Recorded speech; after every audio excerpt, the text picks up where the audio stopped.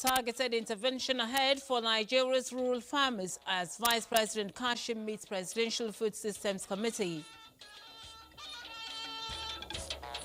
Breaking gender barriers in mining, First Lady champions active role for women in the sector. Women, therefore, need to work together, support one another, provide the necessary encouragement and guidance to inspire more women.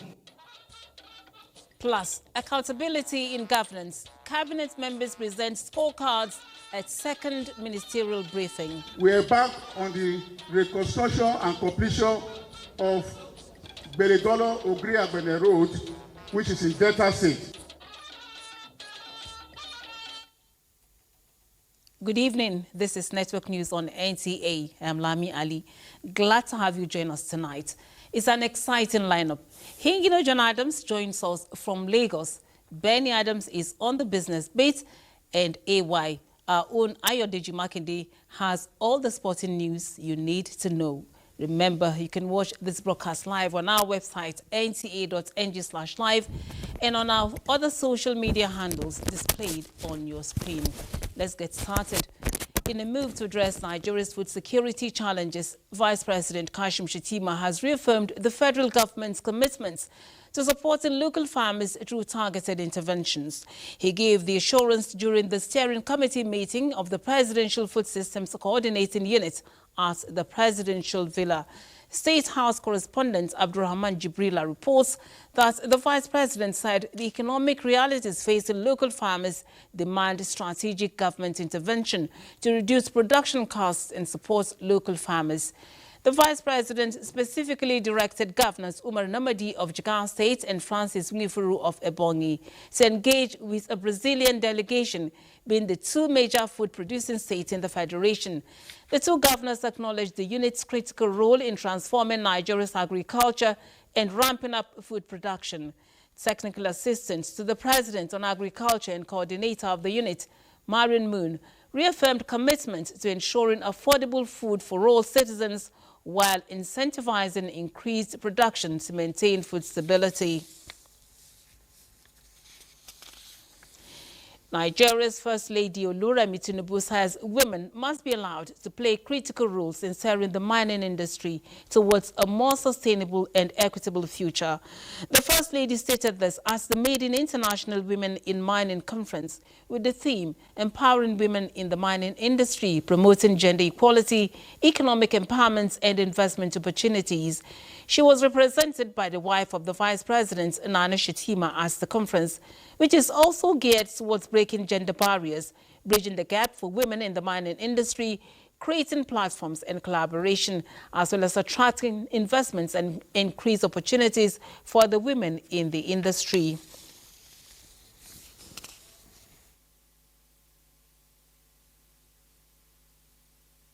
It takes courage, patience, and boldness to persevere in a male-dominated field.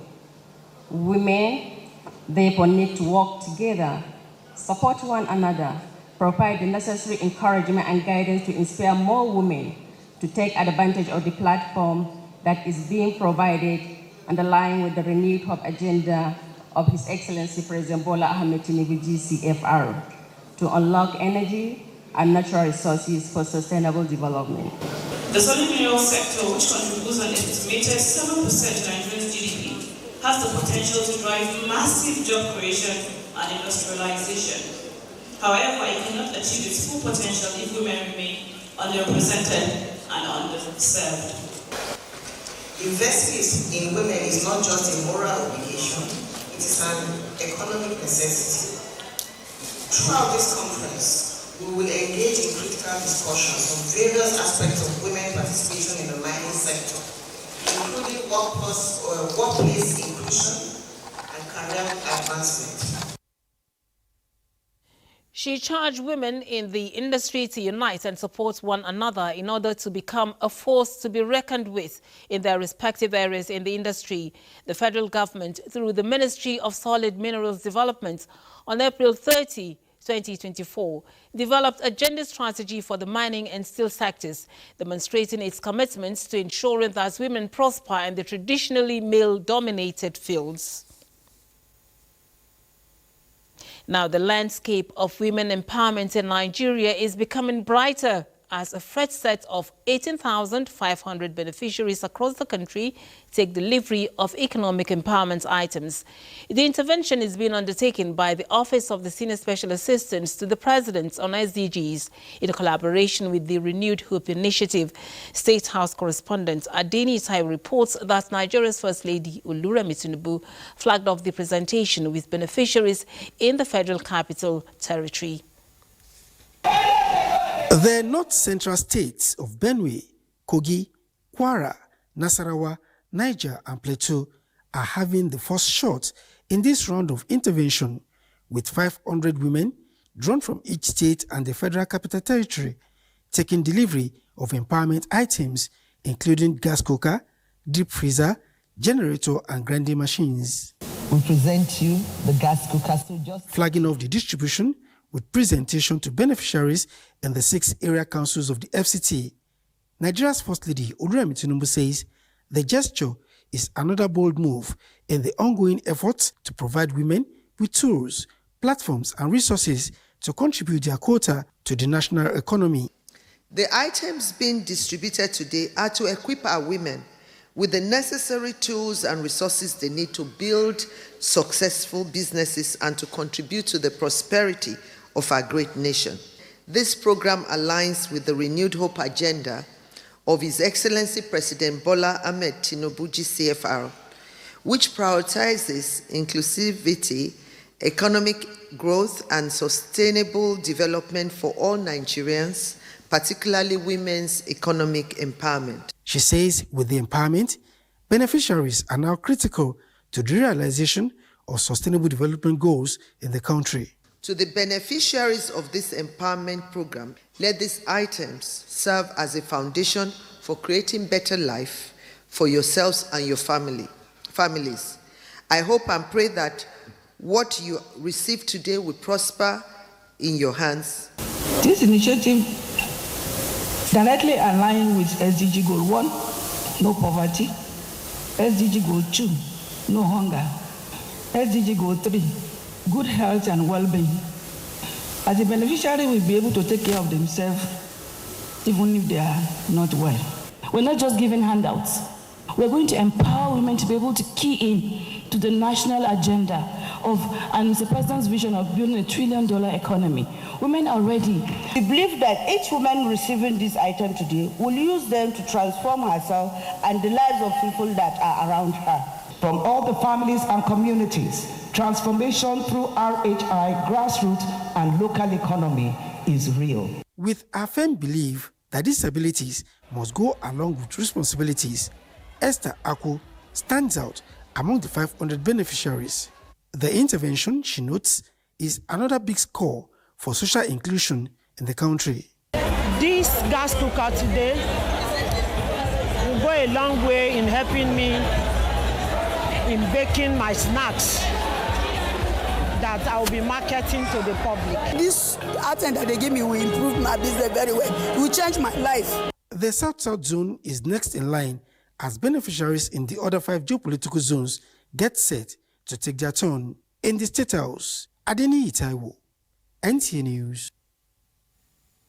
The Minister of Information and National Orientation, Mohammed Idris, has appealed to the media to shun sensationalism in reporting the activities of the government of Renewed Hope. At the second edition of the ministerial press briefing in the year 2025, the minister assured unrelenting flow of information and wants Nigerians to follow the proceedings provided by the platform to interrogate and stay up to date on the activities of the federal government.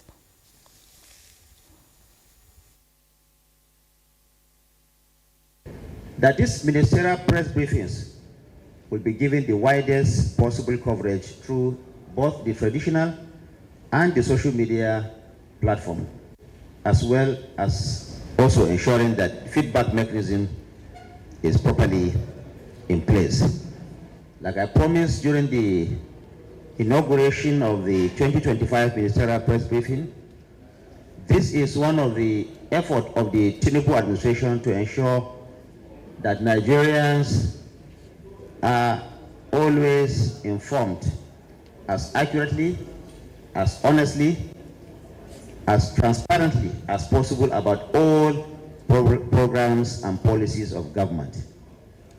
And needless to say, we expect that the Nigerian media, indeed any other media organization, is expected to also report this with utmost care. The idea is that Nigeria is first for all of us. 27 out of the 47 ministers have so far appeared and gave scorecard of their ministries under the Renewed Hope government. Interventions by the Ministry of Regional Development has ensured return of peace in Niger Delta region under the present administration. This and other achievements were part of submissions made by the Minister Abubakar Momo as the second edition of the ministerial briefings held in Abuja. Ekene Ndulwe reports. The Ministry of Regional Development. Minister of Regional Development Abubakar Momo is on the spotlight. The ministry is barely 4 months old, created in October 2024 as an expansion of the responsibilities of the Ministry of Niger Delta Development. He is happy to announce that since 2023, under the former ministry, many abandoned projects across the 9 states of the Niger Delta region were completed. We are back on the reconstruction and completion of Belegolo-Ogri-Agbene Road, which is in Delta State.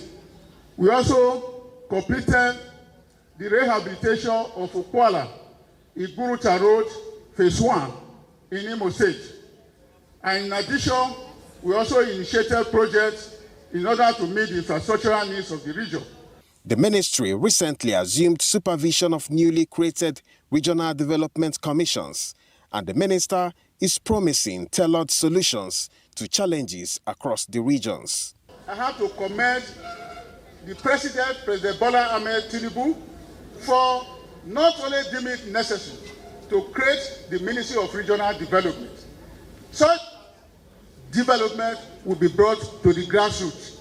I think by the time the development commissions start, see massive development across the 6 regions of Nigeria. The ministerial briefing was introduced to keep Nigerians informed as transparently as possible on government policies. In Abuja, Ekene Ndulwe, NTA News. Still on the scorecard, the Ministry of Livestock Development is poised to revive the National Veterinary Research Institute, JOS, for the production of 1.2 billion vaccines, as well as unlocking untapped potential in the industry. Minister of Livestock Development, Idi Mukhtar Meha, was speaking during the second edition of the 2025 ministerial briefing at the National Press Center. Yusuf Jika reports. This is the first appearance of the Minister of Livestock Development at the ministerial briefing coordinated by the Office of the Minister of Information and National Orientation. Idi Meha said the foundation of the ministry is solid, with 7 technical departments working out steps to transform the livestock industry to global standards in line with the federal government Renewed Hope agenda. We are coming with a number of initiatives that will suit our economic and social dynamics, organizing outgrowers. We are coming up with initiatives on youth and women who are going to be involved in livestock businesses, including commercial pasture cultivation, as well as reviving the poultry sector. To tackle zoonotic diseases occasioned by the transboundary animal disease, the ministry is poised to resuscitate the National Veterinary Research Institute farm to produce 1.2 billion vaccines across the range annually. And apart from gaining huge investment deals from global livestock giants, the ministry is working out modalities to create an enabling environment to woo more investors. In Abuja, Yusuf Jika, NTA News. The Ministry of Livestock Development is unlocking multi-dimensional opportunities across the livestock value chain for Nigerians to tap and contribute to the economic growth and, of course, the development of the nation. The ministry is tasked with the responsibility of overseeing and developing policies to include managing animal health disease, improved breeds and genetic resources. Now, here we have in the studio our correspondent who covers the Livestock Ministry, Yusuf Jika, with a fact sheet on the activities of the Livestock Ministry. Yusuf Jika, you're on. Thank you very much, Lami. First, we quickly run down to some of the key indicators of the Ministry of Livestock Development. We have managing animal health disease, which is very critical in the animal husbandry. We have improved breeds and genetic resources. We have enhancing husbandry production systems, supporting rural livelihoods, and modernizing livestock market and trade. And quickly, we will also look at the grazing reserves across the country. Nigeria, we have about 417 grazing reserves. Out of these 417, only 115 have been gazetted, with 302 non-gazetted. And if these potentials will be able to revamp and put in with infrastructures that can support the housing of animals and herders' families, it can go a long way in reducing the long-age farmers' herders we've been witnessing in the country. And quickly run to the we have about 25 million heads of cows in the country, and the ministry is targeting to double this number in 3 years. That is, in 3 years' time, this number will going to be doubled to about 50 million heads of cows. Quickly, we also look at the one where you have about 150 heads of sheep and goats.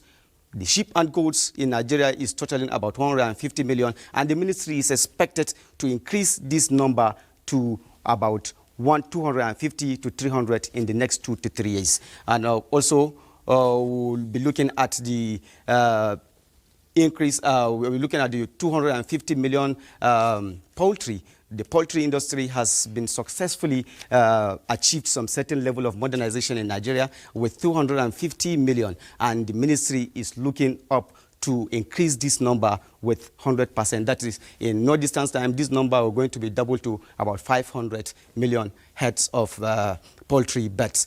And also, we're looking at the 700 million liters of dairy products. This number is grossly inadequate to meet the demand of Nigerians, and the ministry is expected to increase this number to about 100% at this initial stage.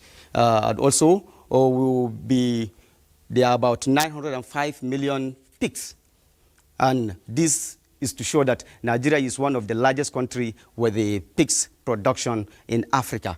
We'll also be looking at the gross domestic product. Livestock industry provides about 5% of the gross domestic product in the country, and this number is expected to become 10% in the next 10 years in accordance with the ministry's guidelines. And with this, the stage has been set for significant changes and progress in this crucial aspect of Nigeria's economy. Over to you, Lami. Thank you very much for that information, Yusuf. You're watching News at 9 on the network service of the Nigerian Television Authority. We pause now for some messages. The news continues after the break. The Minister of State for Defense, Bello Mohammed, is urging security agencies to take proactive measures to maintain law and order in Osun State, sequel to recent incidents in the local government councils. The minister urged political leaders, community members and civil society organizations to respect the rule of law and engage in constructive dialogue, stressing thus the importance of collaboration in fostering a peaceful and conducive environment in Osun State is vital. He called on the citizens of Osun State to remain calm and avoid actions that could escalate tensions, assuring that federal government is committed to ensuring their safety as security has been elevated. The Economic and Financial Crimes Commission, EFCC, hands over the sum of more than $130,000 and 78,566 million naira to the governments of the United States, Spain and Switzerland. Among the items handed over include a Mercedes-Benz, a bungalow in Ungwarimi, Kaduna, which was said to be as a result of intelligence reports which led to investigation and subsequent recovery of the monies and items. Handing over the restitution documents to the representatives of the various governments, the chairman of the commission attributes the gesture to the commitments of the Nigerian government in fighting financial and economic crimes. Our being here this morning is a demonstration of the commitment of the federal government of Nigeria to the fight against corruption and financial crimes.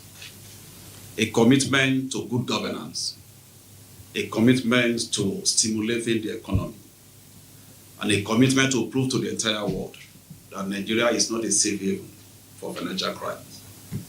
A commitment to international cooperation and international synergy when it comes to the fight against financial crimes, which you all agree with me has become a global crime.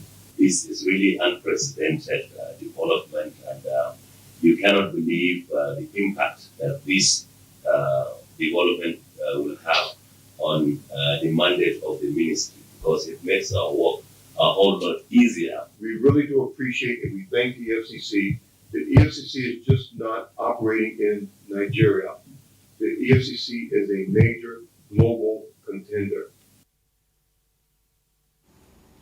Governance education dominated discussion at a strategic dialogue between the Alumni Association of the National Institute and African School of Governance in Abuja.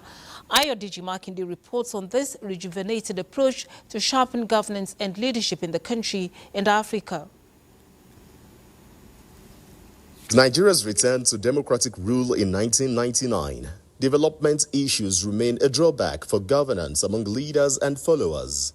As issues of access to potable water, quality education, standard health care, and other basics persists with political undertone, the Alumni Association of the National Institute and the African School of Governance are working towards proffering solutions through governance education.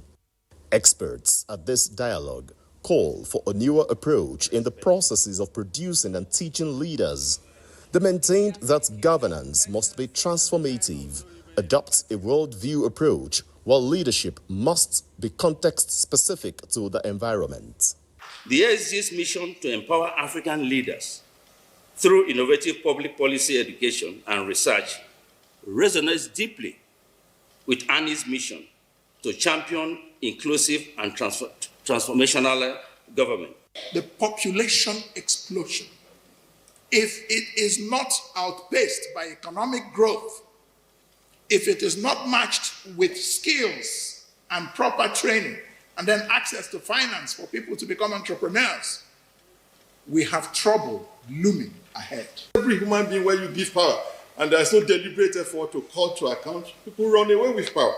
This handshake and exchange aim at producing technocratically competent people for positions of leadership and governance in the public administrative spheres. In Abuja, Ayodiji Makinde, NTA News. Jigawa State government has achieved a remarkable milestone in vaccine immunization, recording a staggering 700% increase in coverage over the past 3 years.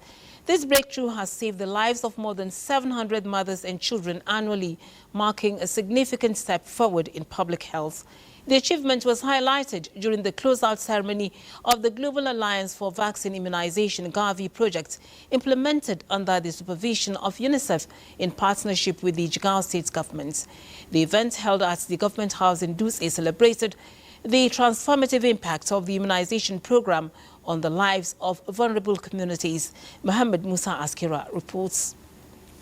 It was in the year 2022 the Jigawa State government signed a memorandum of understanding with the Global Alliance for Vaccine Immunization through the United Nations Children's Fund UNICEF. Since then, the 3.4 billion naira worth MOU has been able to raise the immunization rate from 7% before the year 2022 to 49% in 2025, with significant improvement in other health indices of the state.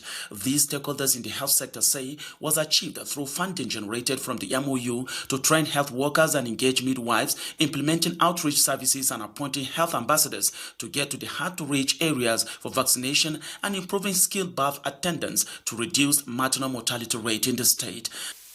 The significant milestones achieved through this program is testament of our solid partnership and commitment for every child, youth, and mother in Jigawa State and across the country. It is worth to mention that the state government has also benefited from various capacity building initiatives which increase efficiency of the available human resources, thereby making serious impact on the projects. As the Gavi project closes out next month, it says it's leaving an excellent immunization system, vibrant healthcare facilities with more than 300 midwives and skilled birth attendants achieved with the support of the Jigawa state government while handing the project to the state government for continuation. Records have shown that the implementation of Gavi project has resulted to saving more than 700 lives of mothers and children who could have died during childbirth annually. From Dutse, Muhammad Musa Askira, NTA News. We join Hingino for stories from in and around Lagos. Hello, Hingino, you're on. And around Lagos. Lami, and welcome to Lagos. As part of efforts to check the rising cost of building materials, the federal government is proposing the establishment of building materials manufacturing hub in the 6 geopolitical zones of the country. Minister of Housing and Urban Development, Ahmed Dengiwa, said the aim is to encourage local manufacturing and production of building materials components. Bolaji Akim completes the report. With daily increase in the country's population and migration from urban to rural areas, the need for provision of affordable houses is inevitable. The rising cost of building materials is, however, working against the realization of closing the housing deficit gap. This stakeholders' engagement is geared towards developing fiscal incentives for manufacturers of local building materials components in the country. We are also brainstorming to see what other way in terms of designs, in terms of increasing affordability, in terms of many methods that we can use. Provision of regulatory supports, enabling environment, investments in technological research are some of the incentives that the summit is advocating. If harnessed properly, government policy and regulatory interventions can serve as catalysts for domestic production, ensuring the availability of high-quality, affordable building materials. While the plan to establish building materials manufacturing hub is seen as a great relief, manufacturers are also being cautioned against misuse of incentives targeted at reducing the price of building materials. When government puts incentive, instead of taking advantage of incentives to improve on their manufacturing capacity, they've started diverting the incentives. Key players believe adoption and implementation of outcome of the summit will lead to reduction in the cost of building houses, job creation, and also promoting Nigeria-made materials for exports. In Lagos, Bolaji Akim, NTA News. Away from housing now, tackling the menace of illicit drugs requires collaboration of all relevant agencies in West Africa to avert the public health crisis of addictive opioids, which is spreading like wildfire across the sub-region. This came to the fore at the private screening of BBC Investigations documentary on India Opioid Kings, which revealed the nefarious activities of some Indian pharmaceutical companies who manufacture unlicensed opioids and illegally export them to West Africa. Joel Popola has the report. These are the destination of these dangerous pills, which are being smuggled through different channels to suppliers in the region. Many are disguised like normal pharmaceutical products, but contain harmful ingredients which are banned in Europe and other continents across the world. Go out and seize all opioids wherever they are found, make the arrests of the perpetrators from the bottom level to the cartel. Journalists and other selected stakeholders are astonished to see the revelation by the BBC investigations. The effects of these substances are far-reaching, with breathing difficulties, seizures, and even death being the impact, and many children, youths, as well as adults in Nigeria, Ghana, Cote d'Ivoire, and many other countries are already addicted. The BBC team visited Avio Pharmaceuticals Limited, based in Mumbai, India, During secret recording, the mastermind of this act knows the impact of his actions, but his mission is to make money. NAFDAC, NDLEA and other stakeholders say they are ready to dislodge this criminal network and salvage the society from the menace of opioid and other banned substances. They are central acting, and they cause dependence, and from dependence you have addiction. So we have investigation and enforcement arm of NAFDAC goes after those who bring in unregistered products, banned items into the country.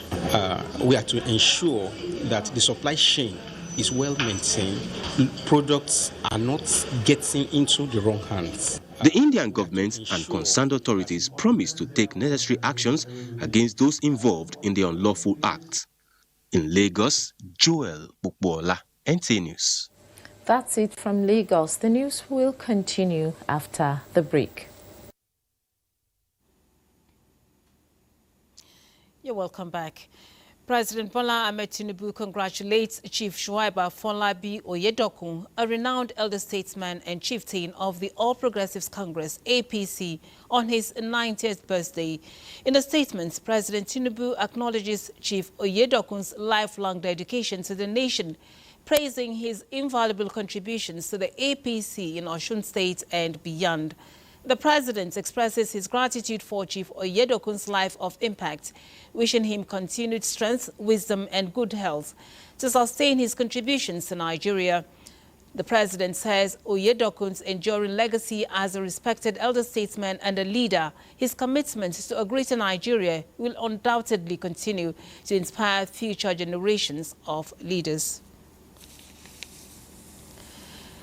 President Bola Tinubu extends warm felicitations to Prince Ebitimi Angbari on his 60th birthday. The Managing Director, Chief Executive of the Niger Delta River Basin Development Authority, has demonstrated unwavering dedication to progressive ideals. In a statement, President Tinubu joins the nation in celebrating this remarkable milestone, wishing Prince Angbari good health, renewed strength and continued success in his service to the nation. Now, a book titled Pension Administration System in Nigeria has been unveiled to the public, written out of concern for retirees and drawing from the author's first-hand experience as a pension administrator in the FCT. Mariam George Jutubo has the details.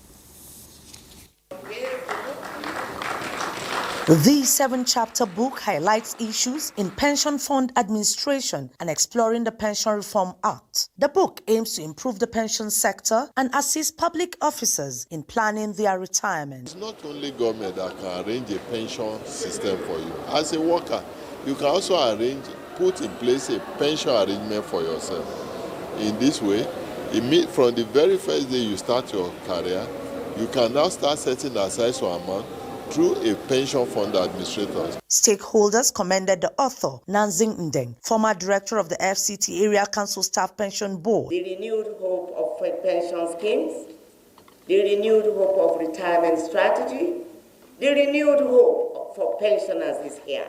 The book will also be beneficial, not only to FCT staff, but to the pensioners and the Nigerian populace. I purposely wrote this so that other people coming behind us will understand the dynamics of pension administration and will not fall into the same pitfalls that others have fallen into.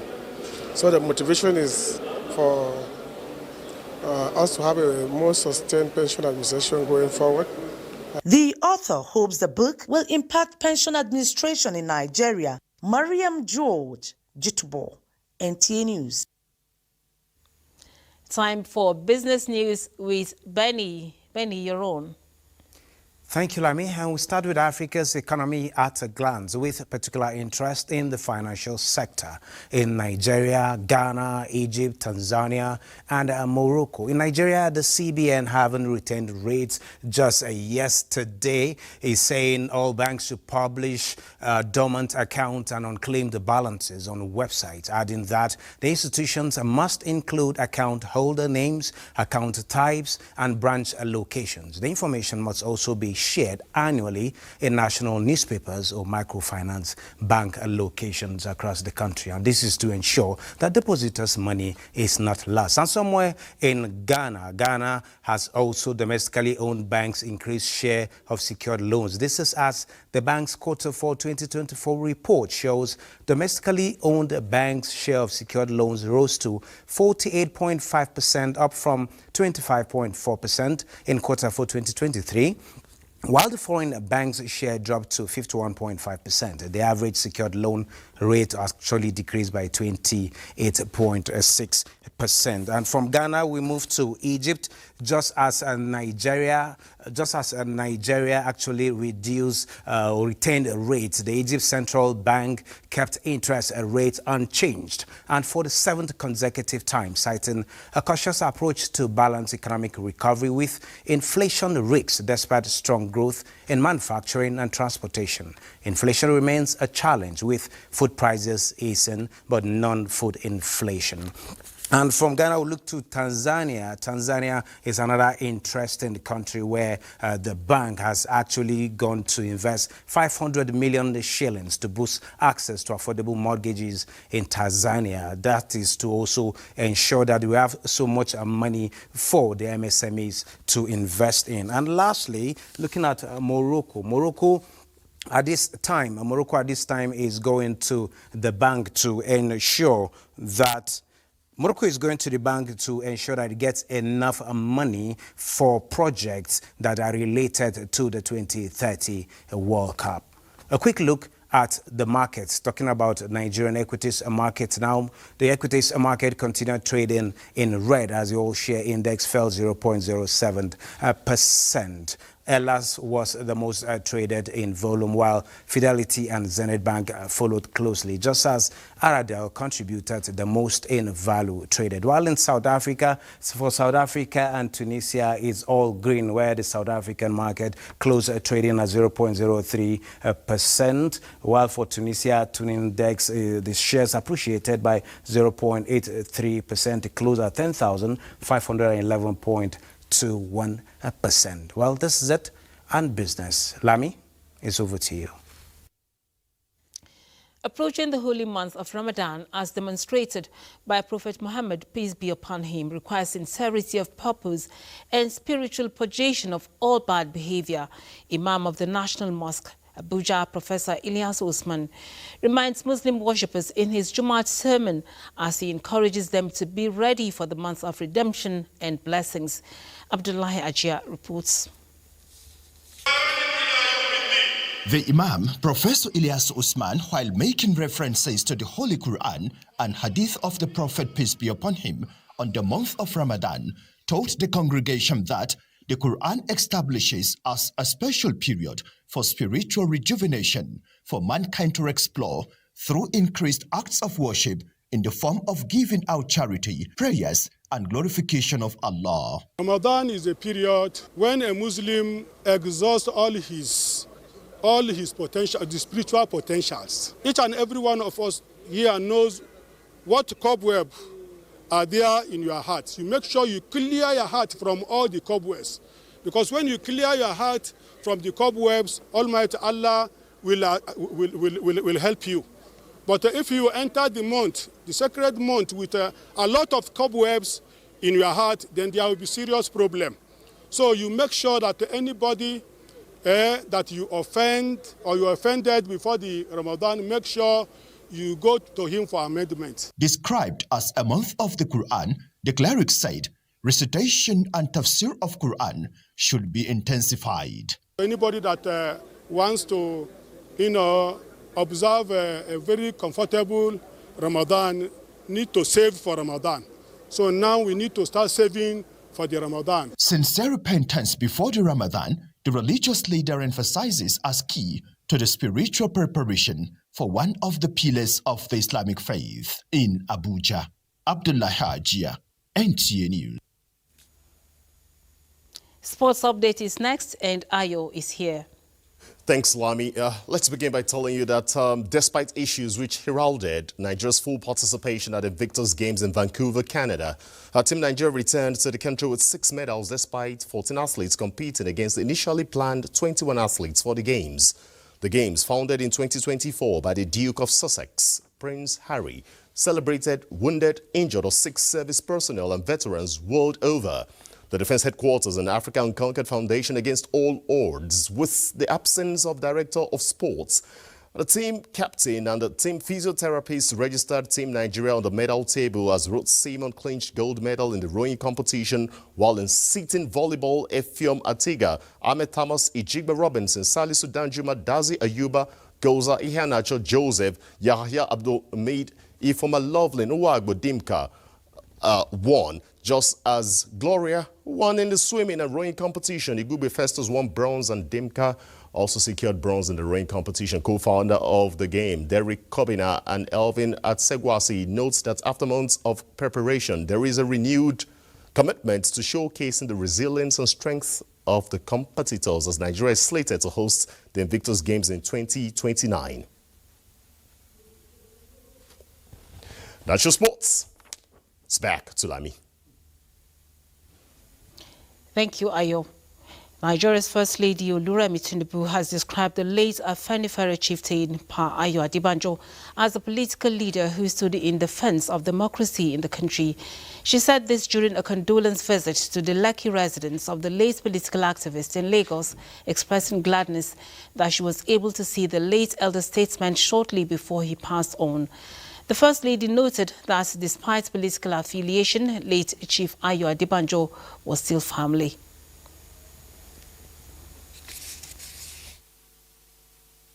So we are here to pay our respect to a great man, and in Lagos we have our politics, but at the end of the day, after politics, we are still family. So they'll be very close to us, and I bring condolence message from Mr. President too. So this is home for us. So I pray that Mama too, that is upstairs, that God would. They are so close. They are too close, but God will be with her and be with the family. Its Chief Ayo Adebanjo died on the 14th of February at the age of 96. And that's the news for today. We thank you for being a part of it. Do have a beautiful weekend. I'm Lami Ali.